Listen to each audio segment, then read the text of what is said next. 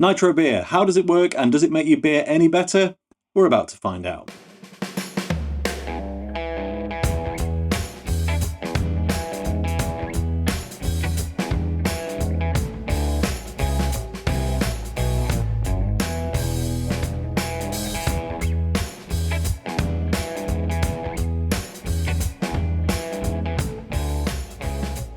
Hello and welcome back to the channel, and yes, today we're taking a look at nitro beers and non-nitro beers, comparing them together to find out whether, well, nitroing your beer really is any good after all. The reason we're doing this is because my local brewery, Blue Monkey, who people who've watched this channel frequently will know I bang on about to the nth degree, have given us quite a rare opportunity that I'd only just spotted.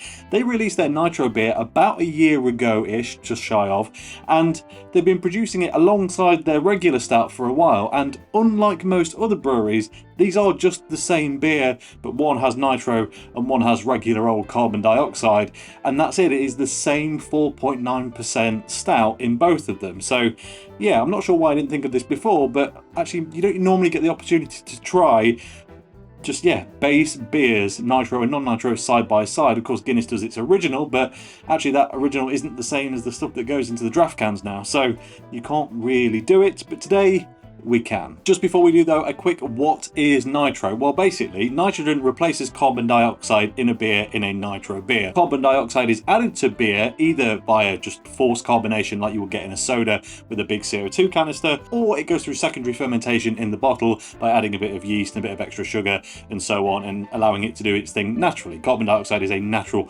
byproduct of the brewing process, so having carbon dioxide filled beer is a pretty natural thing. It's why it's been used for absolute centuries.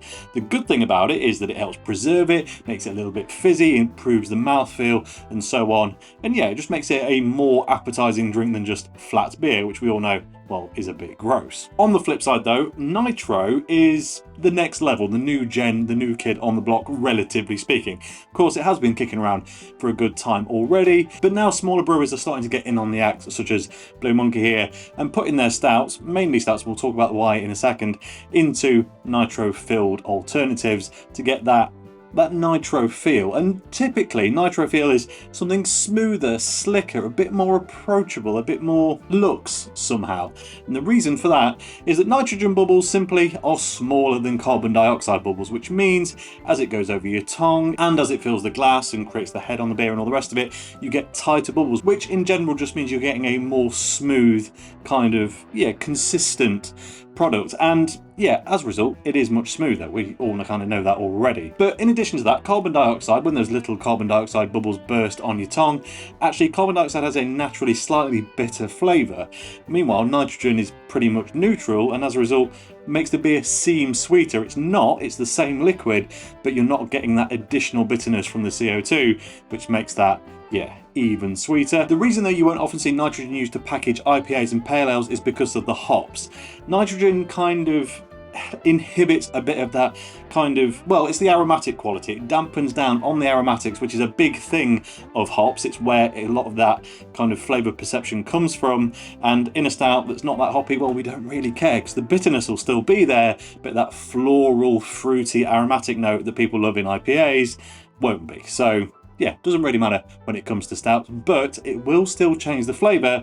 So let's find out by exactly how much. Now then, I of course need two glasses. I've got my Blue Monkey glass for my Blue Monkey stout, and for my other Blue Monkey stout, well, I didn't have another Blue Monkey glass, so I got all artsy with it. This is Art Attack!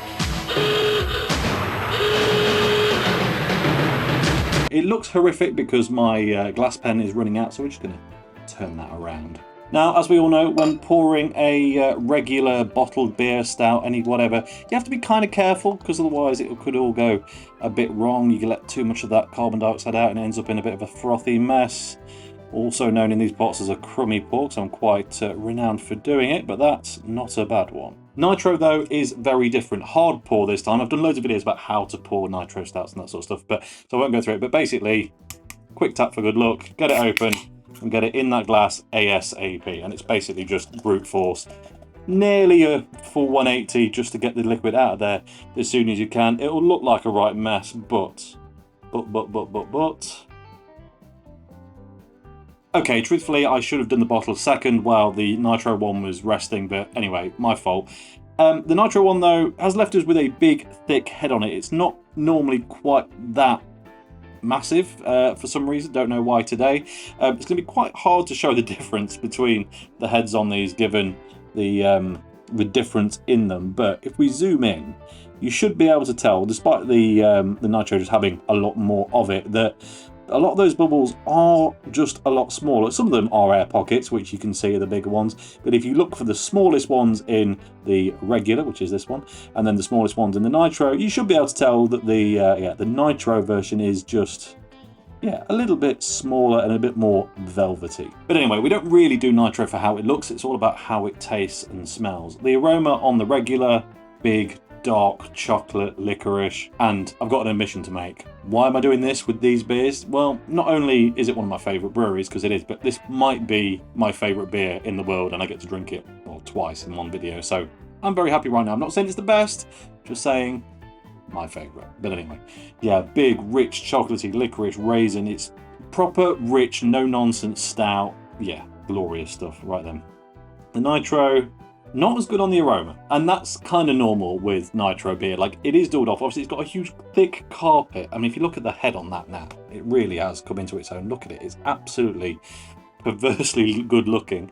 But it does stop a load of the aromas getting through. Some of that will just be, as I say, the blanket of head on the top of it. But even once you get through that, it is not going to be as pronounced. It's much more soft, sweet, roasty, bit of a metallic note, which, again, is not uncommon in Nitro stouts. But also, well, it came in a can and the other one came in a bottle. So there is the potential, of course, that can to have had some effect. But it smells nice enough. It smells more interesting than your regular everyday Nitro stout, Guinness. But, yeah, not as good as the real McCoy. Now, given the fact that, well, the taste in the Nitro shouldn't be anywhere near as dominant as it is in the bottled version, we're going to go for that one first. So, cheers. Happy Nitro time.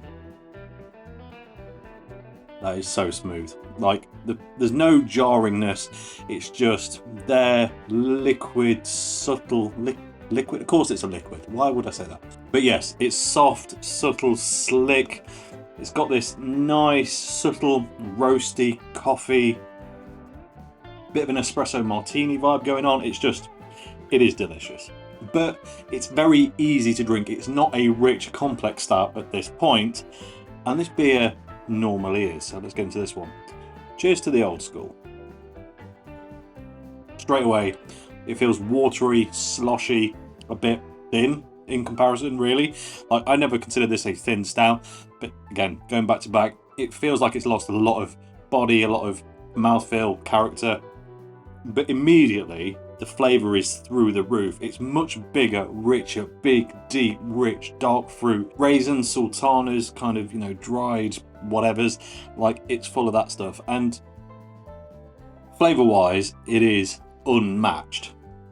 But that body, that mouthfeel, still got me coming back over here. And to be honest with you, I'm really, really torn.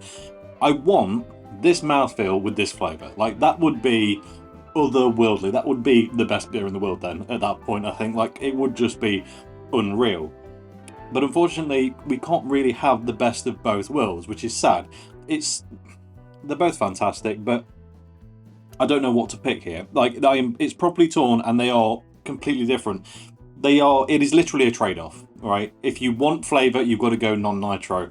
If you want that experience, the physical experience, nitro all the way. And it is so unbelievably annoying. I can tell these are the same beer, but the delivery is so completely different. And to the point that I think if you don't like this because it's too much, you might love this. And to be honest, the same is true the other way around. If you tried the Nitro and went, it's just a bit tasteless, it's not. There's heaps of flavour in here, again, as I said, compared to many other Nitro stouts on the market.